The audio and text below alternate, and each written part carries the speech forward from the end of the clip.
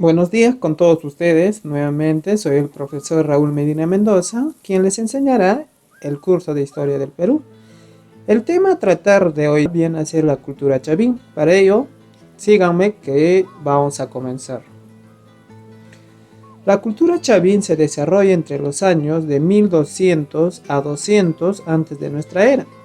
Esta está ubicada entre dos ríos, el río Mosna y Huachesca. Y diremos que se ubica en el callejón de los Conchucos, en la provincia de Huari, en el departamento de Ancash, y fue descubierto por Julio César Tello. Diremos que Julio César Tello plantea la teoría autoctonista entre los orígenes de la cultura peruana. Él nos manifestaba que la cultura chavín era originaria de una tribu conocida como los arawaks. Pero recordemos que no solo él estudió chavín, sino también otros arqueólogos, como viene a ser Rafael Larco Joule. Él manifestaba también que la cultura matriz venía a ser chavín, pero no era proveniente de la selva amazónica, sino de la costa peruana, de la cultura sechín. ¿Está bien? Por esa razón decía el Rafael Larco Joule que chavín se formó de la cultura de la costa. Su expansión se debe por el norte entre los departamentos de Tumbes y Cajamarca y por el sur los departamentos de Ica y Ayacucho. Diremos también que Julio César Tello le denomina como la primera cultura pan-andina. ¿Por qué, profesor? Por su gran extensión territorial que tuvo influencia aquel entonces. Ojo, no le denomina como imperio, ya que este no llegó a dominar estos territorios a la fuerza, sino simplemente que a través de sus dioses empezó a extenderse todos estos territorios. El primer cultura considerado como imperio viene a ser Huari.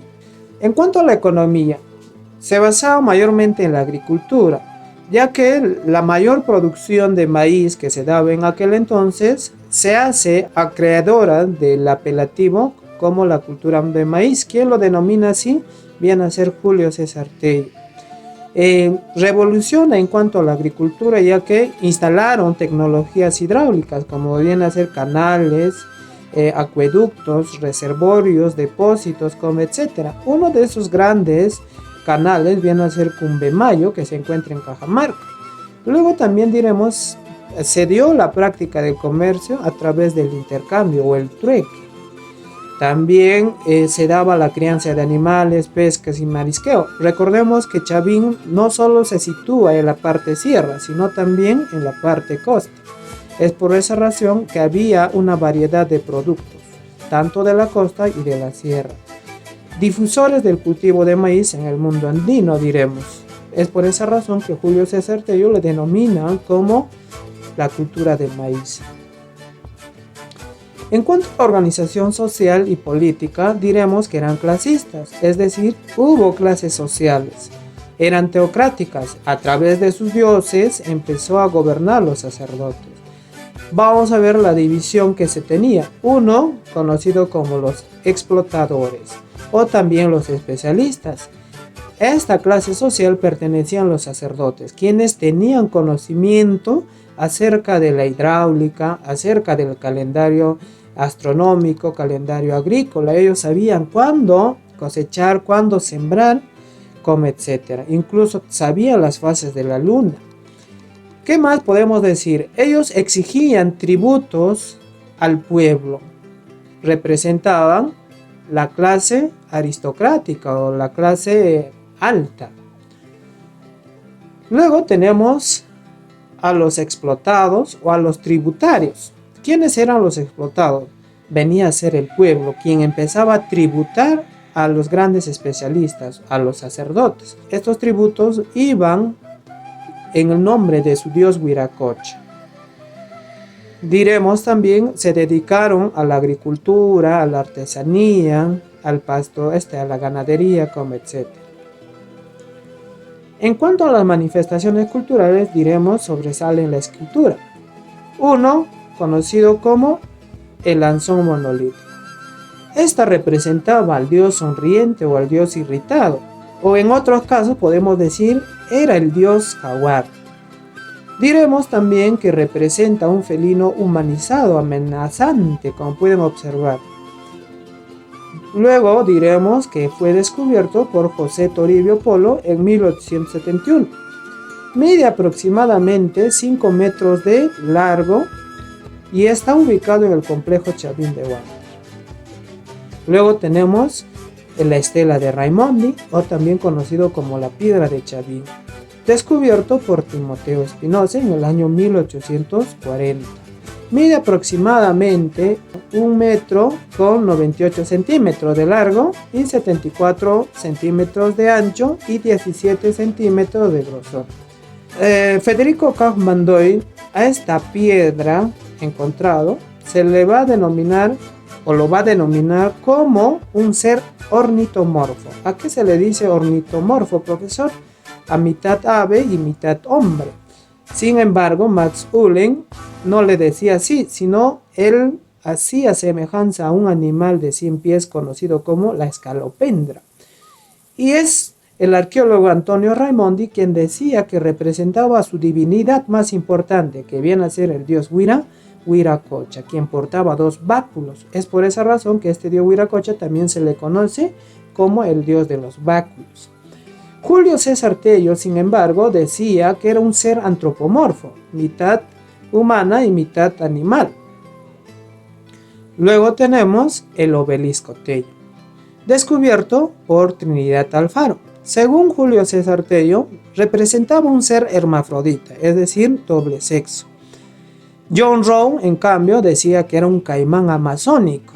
Esta mide un aproximado de 2 metros con 52 centímetros de alto y 32 centímetros de ancho. Tenemos a la cabeza esclavas. Según Julio César Tello, decían que eran las cabezas de sus enemigos quienes se les portaban los muros de los templos con la finalidad de ahuyentar a los invasores.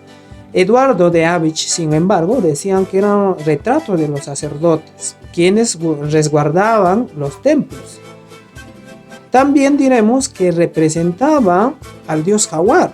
Algunas veces, como pueden observar, esta posee colmillos que manifiestan que puede haber sido un guardián, un dios guardián conocido como el dios jaguar. Estos 4 no solo vienen a ser en cuanto a la escultura, hubo más esculturas, entre ellas podemos mencionar el cóndor de Chavín, la estela de Yauya.